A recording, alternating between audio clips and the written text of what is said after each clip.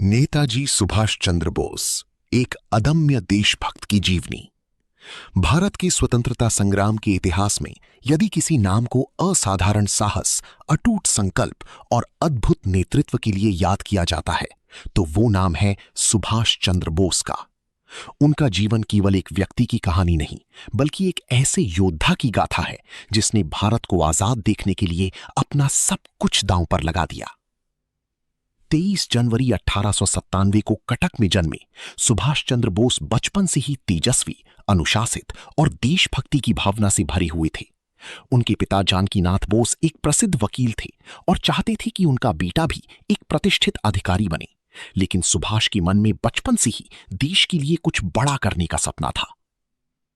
अपनी प्रारंभिक शिक्षा पूरी करने के बाद सुभाष चंद्र बोस उच्च शिक्षा के लिए इंग्लैंड गए और वहां उन्होंने भारतीय प्रशासनिक सेवा की परीक्षा, जिसे उस समय इंडियन सिविल सर्विस कहा जाता था, शानदार अंकों से पास कर ली। ये उस दौर की सबसे प्रतिष्ठित नौकरियों में से एक थी, लेकिन जब उन्होंने देखा कि इस नौकरी में रहकर उन्हें अंग्रेजी शासन की सेवा करनी पड़ेगी तो उन्होंने बिना हिचकिचाए इस पद से इस्तीफा दे दिया। ये निर्णय उनकी देश प्रेम और साहस का पहला बड़ा प्रमाण था। भारत लौटने के बाद सुभाष चंद्र बोस स्वतंत्रता आंदोलन में सक्रिय रूप से शामिल हो गए। उस समय देश में महात्मा गांधी के नेतृत्व में अहिंसक आंदोलन चल रहा था, लेकिन सुभाष चंद्र बोस का मानना था कि अंग्रेजों को केवल आंदोलन से नहीं बल्कि सशक्त संघर्ष से भारत से बाहर किया जा सकता है। उनकी प्रतिभा और नेतृत्व क्षमता को देखते हुए वे जल्दी ही भारतीय राजनीति में एक प्रमुख नेता बन गए और 1938 में उन्हें इंडियन नेशनल कांग्रेस का अध्यक्ष चुना गया। उन्होंने देश को संगठित करने और स्वतंत्रता आंदोलन को और तेज करने की दिशा में कई महत्वपूर्ण कदम उठाए, लेकिन उनके विचार कांग्रेस के कई नेताओं से अलग थे, जिसके कारण उन्हें कई कठिनाइयों का सामना करना पड़ा।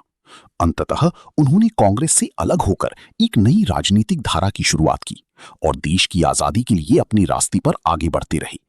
ब्रिटिश सरकार उनके बढ़ते प्रभाव से डरने लगी और उन्हें कई बार जेल में डाल दिया गया। 1941 में जब वे नजरबंदी में थे, तब उन्होंने एक अद्भुत योजना बनाई और अंग्रेजों की निगरानी से बचकर भारत से गुप्त रूप से निकल गए। ये घटना भारतीय स्वतंत्रता संग्राम की सबसे रोमांचक घटनाओं में से एक मानी जाती है। भारत से निकलकर वे जर्मनी पहुंची और वहां से उन्होंने भारत की स्वतंत्रता के लिए अंतर्राष्ट्रीय समर्थन जुटाने की कोशिश की। बाद में वे दक्षिण पूर्व एशिया पहुंचे, जहां हजारों भारतीय सैनिक और प्रवासी भारतीय उनके साथ जुड़ गए। यहीं उन्होंने एक ऐतिहासिक सेना का गठन किया, जिसे इंडियन नेशनल आर्मी के नाम से जाना जाता है। इस सेना का उद्देश्य केवल एक था, भारत को अंग्रेजों की गुलामी से मुक्त कराना। नेताजी ने अपने सैनिकों को संबोधित करते हुए एक ऐसा नारा दिया जिसने पूरे देश में नई ऊर्जा भर दी। तुम मुझे खून दो, मैं तुम्हें आजादी दूंगा। ये नारा आज भी भारतीय इतिहास में साहस और बलिदान का प्रतीक माना जाता है। 1943 में सुभाष चंद्र बोस ने स्वतंत्र भारत की अस्थायी सरकार की स्थापना की, जिसे आजाद हिंद गवर्नमेंट कहा गया। इस सरकार को कई देशों ने मान्यता भी दी। इसके बाद आजाद हिंद फौज ने अंग्रेजों के खिलाफ मोर्चा संभाला और भारत की ओर कूच किया।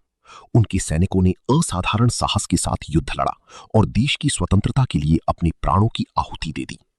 हालांकि युद्ध की परिस्थितियों के कारण यह अभियान अंततः सफल नहीं हो पाया, लेकिन नेताजी के आज भी जब भारत के स्वतंत्रता संग्राम की बात होती है तो नेताजी सुभाष चंद्र बोस का नाम गर्व और सम्मान के साथ लिया जाता है। उनका जीवन आने वाली पीढ़ियों को यह संदेश देता है कि यदि संकल्प मजबूत हो तो कोई भी शक्ति हमें हमारे लक्ष्य से दूर नहीं कर सकती। यही कारण है कि नेताजी सुभाष चंद्र बोस केवल इतिहास के एक पात्र नहीं, बल्कि भारत की आत्मा में बसने वाले एक अमर नायक हैं, जिनकी देशभक्ति और बलिदान की कहानी हमेशा पीढ़ियों को प्रेरित करती रहेगी।